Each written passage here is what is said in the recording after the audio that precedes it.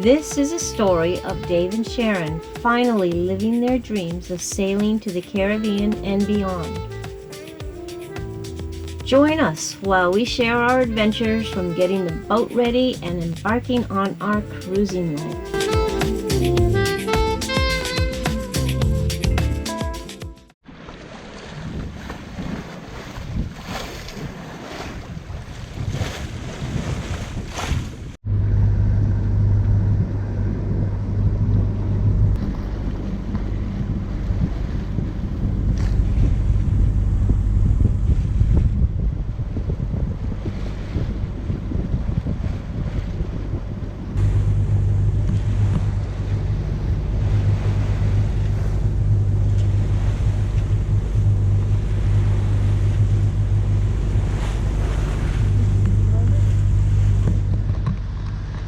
Approaching the channel for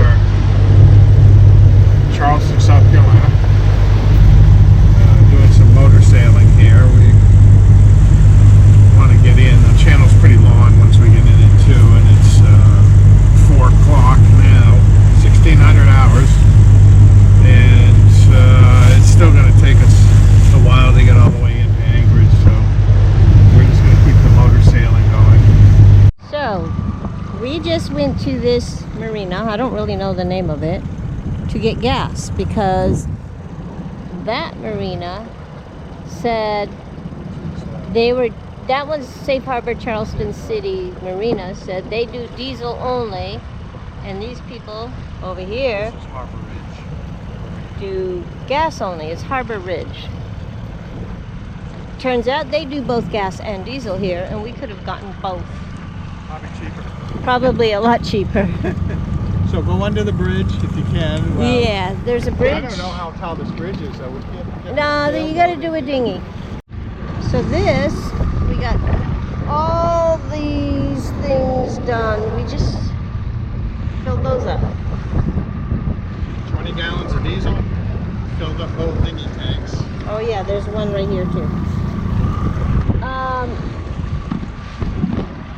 We brought our dinghy with it, with everything, because there's such a strong current, and it looks like we're going for a wavy ride. And we came last year, and it was a nightmare getting in to get fuel. So since we only needed a little bit, just to be on the safe side, we said we'll dinghy over. And it is easier than bringing a big boat. Our brand new autopilot B&G had a failure, and kind of should have known that it did. Our buddies Arlo did too, but he marked that as he didn't do the dockside commissioning. I did do that, so it's not the fact that it hit a stop. The stops are right here. Oops. Stops are here. What had happened is, here's the control arm for the ram, and here's the hole where it goes into the rudder. And basically what happened, whoops. Basically what happened is, normally this control arm comes over and goes on the top, and that's what this piece right here, that's what that is supposed to go. It's supposed to go, how is it? It's supposed to go down this way. Then this control arm goes on here, so you can see this beefy part here. It's all 12 it's all 12 millimeter, and then this sticks up here, and this part here goes down on here, and this is where it broke. Gonna do it so you can see it. This little part right in here, I'm holding it together, so right where I'm pinching is where a little pin goes in, so a washer goes over it and a pin, so that you can do a quick disconnect. And I had to go upside down with this and actually mount this part on the very bottom. Let's see if I can put that there. This part right here. So that put all that pressure on that tiny little piece of metal there, and of course it broke. So what we're going to do is come up through the bottom with this 12mm bolt. Yeah, I'm gonna have to put some plumber's tape on here to calm those threads down, because I couldn't get a 12mm with smooth up here. And we'll come all the way up here, and we'll do the spacers all by bolts. They'll be tightened together, and that way I'll create an even thicker, beefier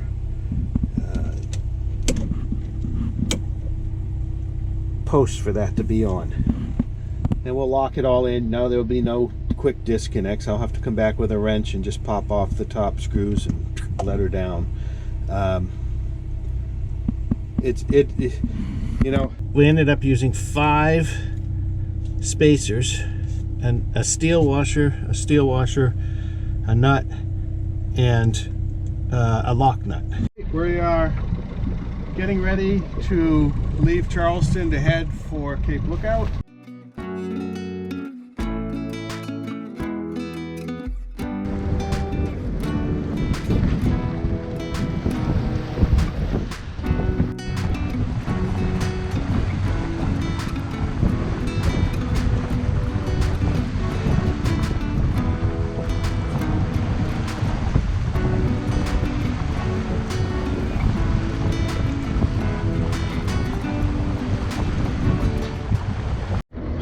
So, autopilot went out again.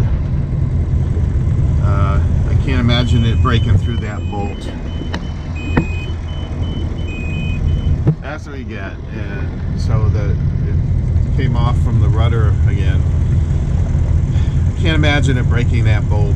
So the only thing I can imagine is I couldn't get a nylon lock nut for the top, so I had to use 2 bolts to lock it, and maybe those just came loose. Alright, so I was right. The lock nuts, the 2 nuts I had on here to lock them, just worked their way loose. Easy fix, and then I'm going to put some Loctite on there.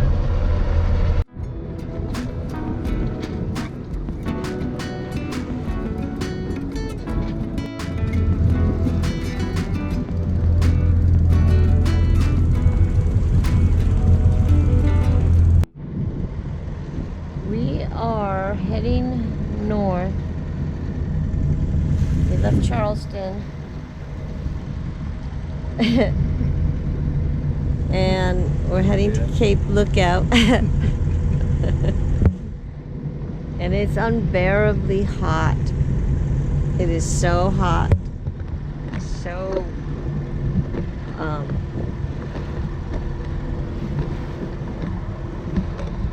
uncomfortable.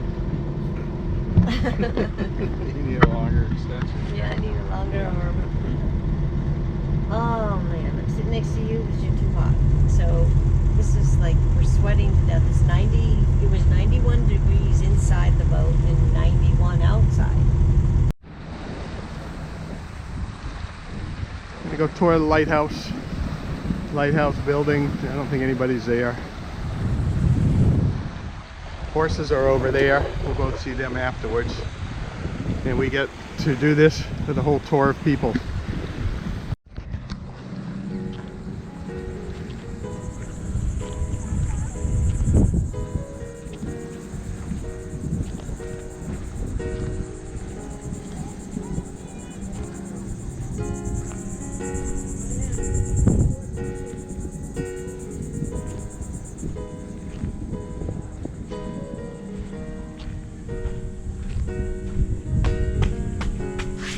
Looks like a little museum inside. Don't want sand in there.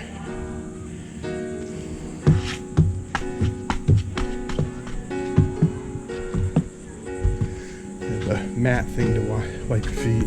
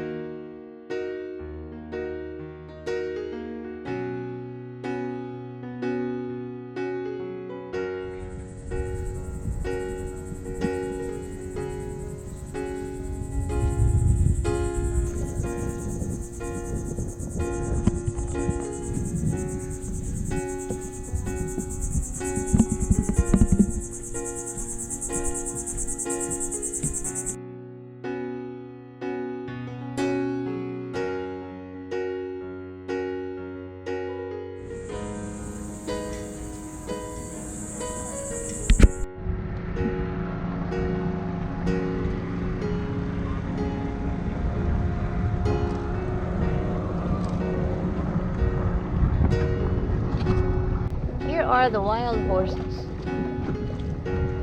grazing in some marshy stuff.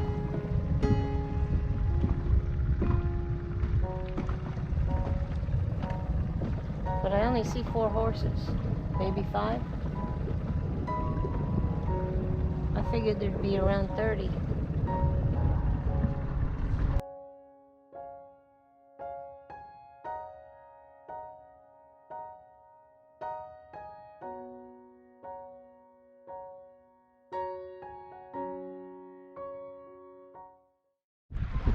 Right here is the Atlantic on this side there.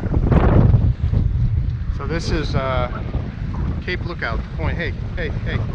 It's shallower over here. Wow, this is city.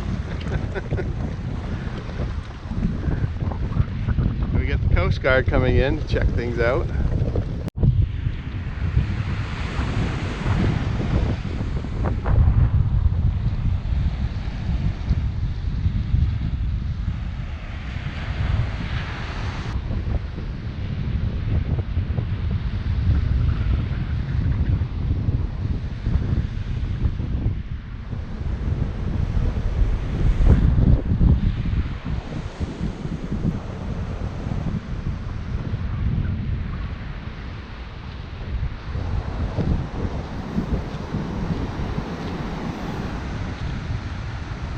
I don't know if you can see us, but we are here visiting some people we met at Cape Lookout, and we're on their, what they call their relaxation station. And here we are. There is Jamie and Joe. What's up, folks? And Sonia and Kim. Hey, everybody. But look at this cool thing. I don't know. This is how we do it here. We come up from Myrtle Beach, we come to Cape Lookout. We're here on vacation, 4th of July week. What a time, look at this. It's amazing.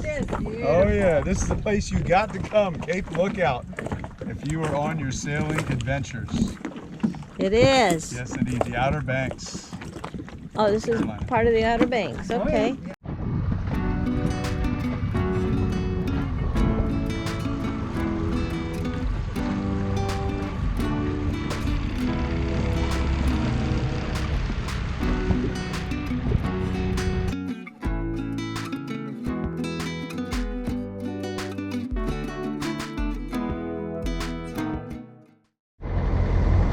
Left Cape Lookout 9:30 this morning, and